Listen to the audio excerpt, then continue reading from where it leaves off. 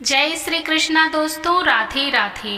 दोस्तों, महाभारत के 9 खतरनाक रहस्य जो महाभारत में नहीं दिखाए गए। महाभारत हिंदुओं का प्रमुख ग्रंथ है जिसमें कौरवों और पांडवों की कथा का वर्णन है। इसे हिंदू धर्म का 5वां वेद भी माना जाता है। आज ये जानकर हैरान रह जाएंगे कि युद्ध के बाद महाभारत शुरू हुई थी, जिसमें छिपे रहस्य के आसपास भी हम नहीं पहुंच पाए हैं। दरअसल महाभारत की कहानी युद्ध के बाद समाप्त नहीं होती है। असल में महाभारत की कहानी तो युद्ध के बाद शुरू होती है। आज तक अश्वत्थामा क्यों जीवित है, क्यों यदुवंशियों के नाश का श्राप दिया गया था और क्यों धर्म चल पड़ा था कलयुग की राह पर, महाभारत का रहस्य अभी सुलझना बाकी है। आज हम उन रहस्यों को आपके सामने पेश कर रहे हैं जिनके बारे में आपने कभी सुना भी नहीं होगा। नंबर 1, 18 का रहस्य। महाभारत का युद्ध 18 दिनों तक चला था। इस किताब के 18 अध्याय हैं। श्री कृष्ण ने अर्जुन को 18 दिनों तक गीता का ज्ञान दिया था। गीता में भी 18 अध्याय हैं। कौरवों और पांडवों की कुल सेना 18 अक्षौहिणी थी और इस युद्ध में मात्र 18 योद्धा ही जीवित बचे थे।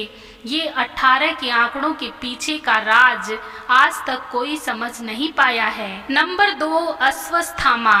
गुरु द्रोणाचार्य के पुत्र अश्वत्थामा को श्री कृष्ण ने अमरता का श्राप दिया था क्योंकि उसने युद्ध के दौरान ब्रह्म अस्त्र का इस्तेमाल किया था।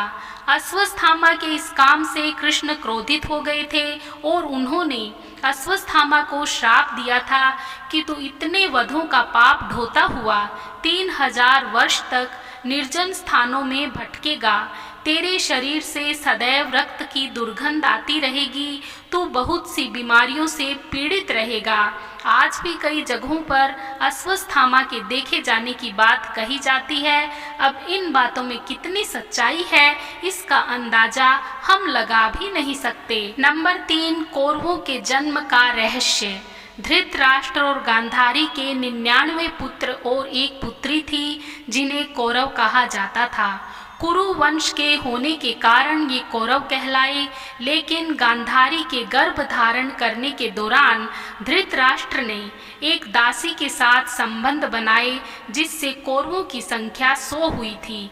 गांधारी ने वेदव्यास से पुत्री के लिए वरदान हासिल किया, मगर गांधारी के कोई भी बच्चा नहीं हुआ। गुस्से से भरी गांधारी ने अपने पेट पर जोर से मुक्का मार लिया जिससे उसका गर्भ गिर गया। जैसे ही वेदव्यास को इस बात का पता चला तो उन्होंने फौरन गांधारी को 100 कुएं खुदवाने को कहा जिसमें उन्होंने घी भरवाकर मरे हुए बच्चे का अवशेष उसमें डाल दिया जिससे कौरवों का जन्म हुआ था। नंबर 4, महान योद्धा बर्बरीक। भीम के पौत्र बर्बरीक का ये वचन था कि वो हारे हुए पक्ष से लड़ेगा। बर्बरीक के लिए 3 बाण ही काफी थे जिसके बल पर वे कौरव और पांडवों की पूरी सेना को समाप्त कर सकते थे। यह जानकर भगवान कृष्ण ब्राह्मण का रूप लेकर उनके सामने गए और दान में उनका शीश मांग लिया। शीश दान करने के बाद बर्बरीक ने कृष्ण से प्रार्थना की कि वे अंत तक युद्ध देखना चाहते हैं। तब कृष्ण ने उनकी यह बात मान ली। भगवान ने उस शीश को अमृत से नहलाकर सबसे ऊंची जगह पर रख दिया ताकि वे महाभारत का युद्ध देख सकें। नंबर 5, विमान और परमाणु शस्त्र। मोहनजोदड़ो की खुदाई में मिले कंकाल में रेडिएशन का असर मिला था जिसे लोग महाभारत से जोड़कर देखते हैं। कहा जाता है कि महाभारत काल में परमाणु बम थे। महाभारत के सौप्तिक पर्व के अध्याय 13 से 15 तक ब्रह्मास्त्र के परिणाम बताए गए हैं। हिंदू इतिहास के जानकारों के मुताबिक 3 नवंबर 5561 ईसा पूर्व अश्वत्थामा के जरिए छोड़ा हुआ ब्रह्मास्त्र परमाणु बम ही था। नंबर 6, विदेशी भी शामिल हुए थे लड़ाई में। महाभारत के युद्ध में सिर्फ भारत को ही नहीं बल्कि विदेशी योद्धा भी शामिल हुए थे। एक ओर जहां यवन देश की सेना ने युद्ध में भाग लिया था, वहीं दूसरी ओर ग्रीक, रोमन, अमेरिका, मैसिडोनियन आदि योद्धाओं के लड़ाई में शामिल होने का प्रसंग आता है। इस आधार पर यह माना जाता है कि महाभारत विश्व का प्रथम विश्व युद्ध था। नंबर 7, किसने लिखी थी महाभारत? ज़्यादातर लोग यह जानते हैं कि महाभारत को वेद व्यास ने लिखा है, लेकिन यह अधूरा सच है।